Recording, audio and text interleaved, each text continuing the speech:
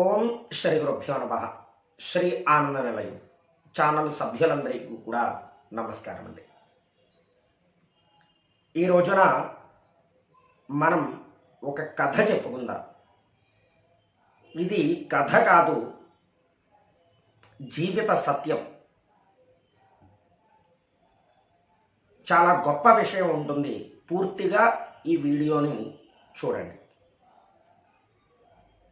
పూర్వం ఒకసారి ఒక రాజ్యంలో ఒక బ్రాహ్మణోత్తముడు ఉండేవాడు. ఆయన ప్రతిరోజు కూడా సంధ్యాది అనుష్ఠానముల నిమిత్తం నదీ తీరానికి వెడుతూ ఉండేవారు. అలా నదీ తీరానికి వెళ్ళి మాధ్యాహ్నిక సమయం వరకు కూడా ఆ నదీ తీరంలో ఈ అనుష్ఠానాది కార్యక్రమాలు జరుపుకోవడం, అక్కడే మాధ్యాహ్నిక సంధ్య చేసుకోవడం, తిరిగి రావడం, ఇది ఆయన దినచర్య. అయితే ఇలా రోజు చేస్తూ ఉంటే మధ్యాహ్న సమయం వచ్చేసరికి, ఈ ఎండాకాలం వచ్చేసరికి విపరీతమైనటువంటి తారాస్థాయి ఎండ, సూర్యుడు నడినెత్తి మీదకి చేరుకునేసరికి ఇక ఆ ఇసుక తెన్నెల్లో పడి రావడం అనేటువంటిది చాలా కష్టతరమైనటువంటి మాట. అయితే ఆయన తడి వస్త్రం కాస్తంత తడిగా తెచ్చుకొని ఆ భుజం మీద వేసుకోవడం, అది కొంచెం దూరం అలా ముందుకు వెళ్ళిన తర్వాత అక్కడ వేసేయడం, దాని మీద ఒక నిమిషం నుంచోవడం, మళ్ళీ ఆ వస్త్రం తీసుకోవడం, అక్కడి నుంచి మళ్ళీ కొంచెం పరిగెట్టడం, ఇలా చేస్తూ మొత్తానికి ఆ ఒడ్డుకి చేరుకునేవారు. ఇలా ఉన్నటువంటి సమయంలో ఆ గ్రామంలో ఒక చర్మకారుడికి, అంటే చెప్పులు కుట్టేవానికి సంతానం లేదు. ఈ సంతానం లేకపోవడం వలన ఏం జరిగింది అంటే, ఆయన ఎవరినో సంప్రదిస్తే, నువ్వు ఒక పని చెయ్యి, మంచి శుశ్రోత్రియమైనటువంటి బ్రాహ్మణుడికి ఏదైనా నీవు చేయగలిగినటువంటి సేవ చేసినట్లయితే నీకు తప్పక సంతానం కలుగుతుందని చెప్పారు ఎవరు. అలా చెబితే ఆయన ఏం చేశారు, పూర్వకాలంలో చాలా పెద్ద విషయాలు ఉండేవి, గమ్ముని దగ్గరికి రానిచ్చేవారు కాదు. అందువలన ఏమిటంటే, ఎలాగా మనం ఒక బ్రాహ్మణుడికి సేవ చేయడం అని ఆయనకి అనిపించింది. ఆయనకి అనిపిస్తే ఏం చేశారంటే, అసలు ఒక బ్రాహ్మణుని ఎంచుకోవాలి. అంటే ఎక్కువగా పూర్వం బ్రాహ్మణులందరూ కూడా తెల్లవారుజామునే సంధ్యాది అనుష్ఠానాల నిమిత్తం ఆ సమీపంలో ఉన్నటువంటి నదీ తీరానికి వెళ్ళేవారు. అలాగే అందుకోసమని ఎలా మనం ఎంచుకోవడం అని చెప్పేసి అనుకున్నటువంటి ఆ చర్మకారుడు బయలుదేరి నదికి వెళితే అక్కడ ఏం జరుగుతోంది ఇవన్నీ చూసి గమనిస్తూ ఉంటుంటే సరిగ్గా ఈ బ్రాహ్మణోత్తముడు ఆయనకి కనిపించాడు. సరే, ఈయన చాలా ఎక్కువసేపు ఈ అనుష్ఠాన పూజా కార్యక్రమాలు ఏవో చేసుకుంటున్నారు, ఈయనకి సహాయం చేసినట్లయితే మనకి తప్పక సంతానం కలుగుతుంది అని చెప్పేసి అనుకున్నాడు. ఆయన అనుకున్నటువంటి ఆయన ఏం చేశారయ్యా అంటే, ఒక చెప్పుల జత తీసుకొచ్చి ఆ ప్రొద్దున సమయంలో అక్కడ పెట్టేసేసి వెళ్ళిపోతే ఆయన మధ్యాహ్నం పూర్తయింది. ప్రతిరోజులాగే ఈయన వేసుకుని, అదే భుజం మీద తువ్వాలు తడిపేసుకుని వేయడం, బయలుదేరి తిరిగి రావడం, ఇలా జరుగుతూ ఉంటే ఒక కొన్ని రోజులు పోయాక ఆ చెప్పుల జత తీసుకొచ్చి అలా ఆయన ఎదురుగుండా పెట్టాడు. ఆయన పెడితే, పూర్వం పరుల సొమ్ము పాము వంటిది అని మనకి సూక్తి, ఎవరు వాటిని ముట్టుకునేవారు కాదు. అందువల్ల ఏమిటంటే, ఎవరో చెప్పులు మనం ఎందుకు వేసుకోవడం అని చెప్పేసి అని ఆయన వేసుకోకుండా వెళ్ళిపోయారు. అలా రోజు ఒక కొత్త చెప్పుల జత కుట్టి తీసుకొచ్చి అక్కడ పెట్టేవారు. అయితే కొంతకాలం గడిచింది, ఈయన వేసుకోవట్లేదు. సరే, ఓ పని చేద్దాం, కొంచెం ఎక్కడికి వచ్చాక ఈయన కండువా వేసుకుంటున్నాడు, భుజం మీద ఉన్నటువంటి కండువా ఆగడానికి అని చెప్పేసి అని అక్కడ పెట్టాడు. అక్కడ పెట్టినా సరే ఆయన వేసుకోలే. ఆయన వేసుకోకుండా అక్కడే విడిచిపెట్టేసి ఆయన యథాతథంగా వెళ్ళిపోయారు. అలా కొన్ని రోజులు జరిగింది. కొంతకాలం పోయాక ఇప్పుడు కూడా వేసుకోవట్లేదు. ఓ పని చేద్దాం, ఆయన బాగా ఎక్కడికి వచ్చాక ఇబ్బంది పడుతున్నాడు అని చెప్పేసి తెలుసుకుని అక్కడ పెట్టే అక్కడ పెట్టి ఆయన పక్కకి వెళ్ళిపోయారు. ఆయన వస్తూ వస్తూ ఉండగా కొంతకాలం జరిగింది ఇది ఇలాగా. ఆయన చూశాడు, అయినా సరే వేసుకోరా. కానీ కొంతకాలానికి ఆయనకి కొంచెం సరే ఎవరో మర్చిపోయారో ఇంకొకటో ఇవి ఇలా రోజు కనిపిస్తున్నాయి, ఒక పని చేద్దాం, చెప్పులు వేసుకుని ఆ గట్టును పెట్టి వెళ్ళిపోదాం అని చెప్పేసి అనుకుని ఆ చెప్పులు వేసుకోవడం, ఆ గట్టును పెట్టేసి విడిచిపెట్టి వెళ్ళిపోవడం. ఇలా కొంతకాలం జరిగింది. జరిగిన తర్వాత ఒకానొక రోజున సరిగ్గా ఆయన చెప్పులు విడిచిపెట్టి వెళ్ళిపోయేటువంటి సమయానికి ఈయన కనిపించాడు, చర్మకారు. కనిపించి కాస్తంత, అయ్యా నమస్కారం, ఈ చెప్పుల జతలు నేనే పెట్టానండి అయ్యా. ఏమిట్రా, ఏమిటి నీ పేరేమిటి, నీ గొడవ ఏమిటి అంటే అప్పుడు ఆయన అన్నాడు, అయ్యా నాకు చాలా కాలం నుంచి సంతానం లేక నేను బాధపడుతున్నాను. ఎవరో మీ బోటి వారిని అడిగితే ఆయన ఒక బ్రాహ్మణుడికి సేవ చెయ్యి అన్నారు. నేను చెయ్యగలిగినటువంటి సేవ ఇంతకు మించి ఏమీ లేదండి, నేను ఇంకా ఇంతకు మించి ఏమీ చెయ్యలేను.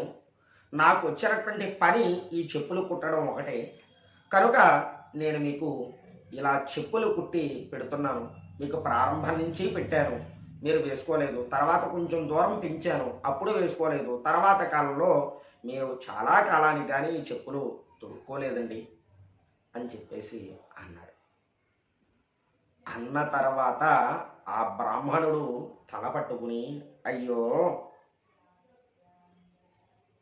నేను ఇంతకాలం కూడా చెప్పులు వేసుకోకుండానే నడిచాను కదా, ఈ కర్మకి నేను బద్ధుణ్ణి అయిపోయాను నేను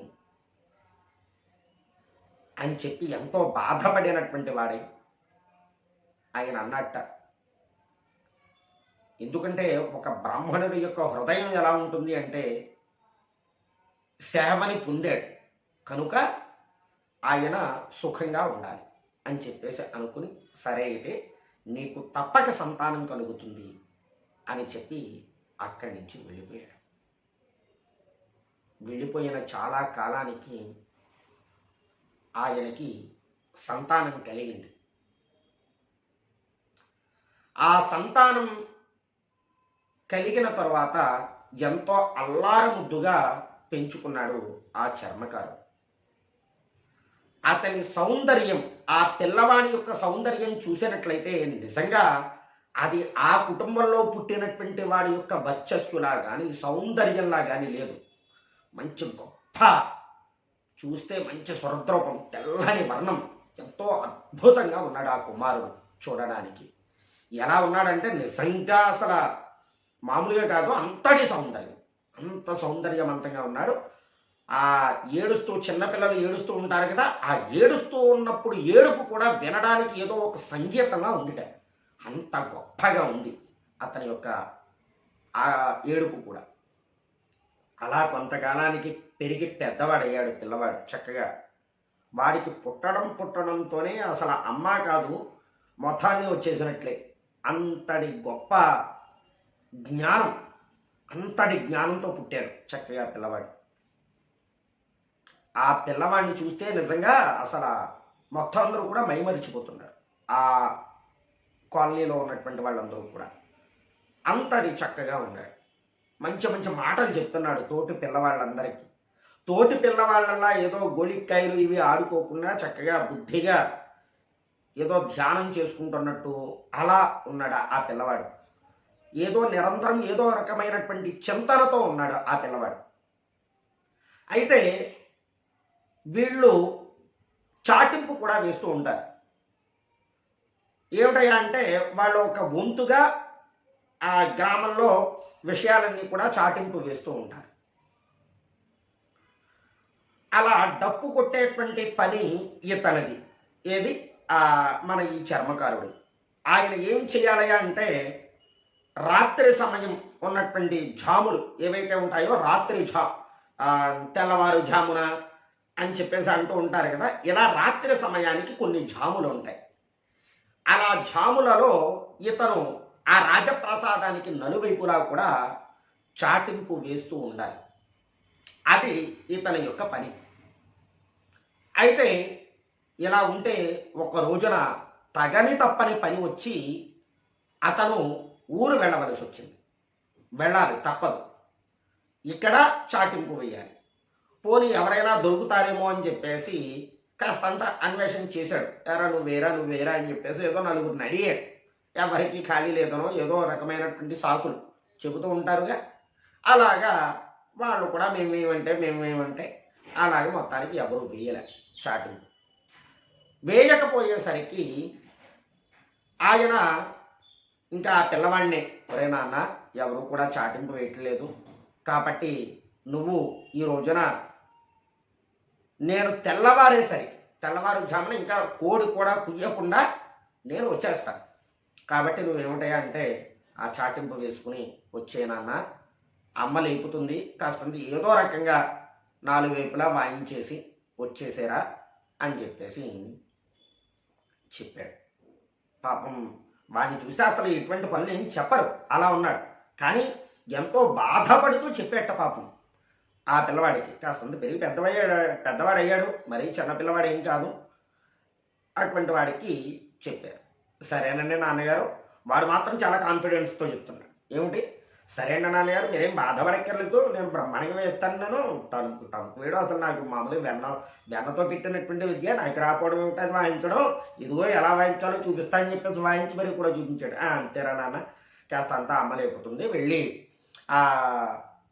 4 వైపులా 4 జాముల్లోనూ కాస్తంత టముకు వేసే 4 ద్వారాల దగ్గర కూడా అని చెప్పేసి అన్నాడు. అంటే బయలుదేరి వెళ్ళాడు. చక్కగా మొదటి జాము, రాత్రికి మొదటి జాము అయ్యింది. తల్లి లేపింది, నాన్న వెళ్ళి టముకు వేసిరారా అని చెప్పేసింది. అంటే ఏదో కూడా ఎవరినో పిల్లవాడు ఎవరో ఉంటే మొత్తానికి వాడిని కూడా ఇచ్చేవరే, కాస్తంత తోడు వెళ్ళరా కాస్తంత అని చెప్పేసి అని మొత్తానికి వాడిని కూడా ఏదో పక్కన కూర్చోబెట్టి పంపించింది. వెళ్ళాడు, వాయించేశాడు చక్కగాను. ఆ వాయించేసరికి మొదటి జాము టముకు వేసేటప్పటికి ఆ రాజుగారికి అలా పడుకుని ఉన్నాడు. ఆయన ఇంకా నిద్రపోలే. రాజులకి కాస్తంత ఇవన్నీ పాలనా సంబంధమైనటువంటి విషయాలన్నీ ఉంటాయి, గమ్ముని నిద్ర పట్టదు. లేదంటే ఆ రోజు నిద్ర పట్టకో ఇంకోటో ఏదైనా కానీ మొదటి జాము టముకు అయిన తర్వాత రాజుగారికి నిద్ర పట్ల అయ్యింది. ఇంకా రెండో జాము మళ్ళీ టముకు వేయాలి కదా. వెళ్ళాడు, పడుకున్నాడు కాసేపు, మళ్ళీ అమ్మ లేపింది.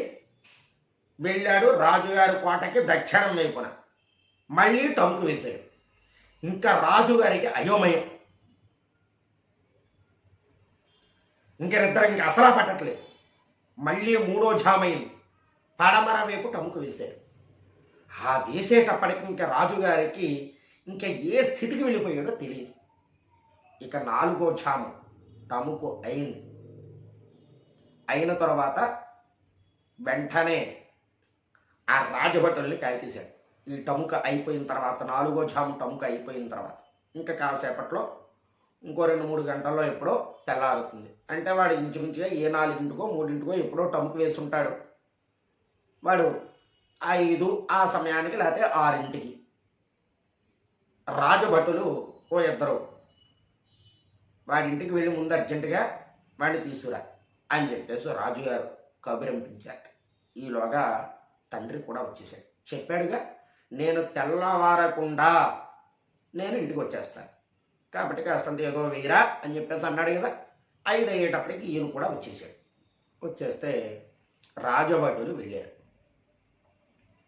వెళ్ళేసరికి ఏమయ్యా సుబ్బారావు, రాత్రి టముకి ఎవరు వేశారు అన్నారు. అంటే యామల బాబు గారు ఏమైంది, రాజుగారు వెంటనే తీసుకురమ్మన్నారు. అయ్య బాబోయ్, ఎవరా టముకు వేయలేదా, నువ్వు అసలు ఏం చేసావు, ఎలా వాయించావు ఏమిటి, రాజుగారు తీసుకురమ్మన్నారు, తెల్లారకుండా వచ్చేసారు వీళ్ళిద్దరూ, అసలు ఏమైందిరా, కర్మ కాలిపోయింది, కొంప మునిగిపోయింది అని చెప్పేసి నానా గుండెలు బాధేసుకుంటూ బాధపడుతూ చాలా హృదయ విదారకంగా ఏడుస్తూ బయలుదేరి ఆ పిల్లవాడిని వెంట పెట్టుకుని ఆ తల్లిదండ్రులు ఇద్దరూ కూడా బయలుదేరి రాజుగారి సమక్షంలోకి వెళ్ళారు. వెడితే వెంటనే ఆ రాజుగారు ఒక దివ్యమైనటువంటి బంగారపు పళ్ళెం, చాలా పెద్దది, దబరా పళ్ళెలు అంటారు చూడండి, అటువంటి పళ్ళెం. ఆ పళ్ళెంతో ఒక పక్కన బంగారం, ఇంకొక పక్కన రత్నాలు, ఇంకొక పక్కన ధనం పెట్టి దాని మీద చక్కగా పట్టుబట్టలు అవి కూడా పెట్టి పళ్ళవి పెట్టి ఆ పళ్ళెం తీసుకొచ్చి ఆ బాలకుడి చేతికి ఇచ్చారు. ఇచ్చి ఇవ్వగానే ఆ పళ్ళెం తీసుకుని ఆ తల్లిదండ్రుల యొక్క చేతిలో పెట్టి నమస్కరించి, నాన్నగారు, ఈ రోజుతో మీకు నాకు ఉన్నటువంటి రుణం తీరిపోయింది,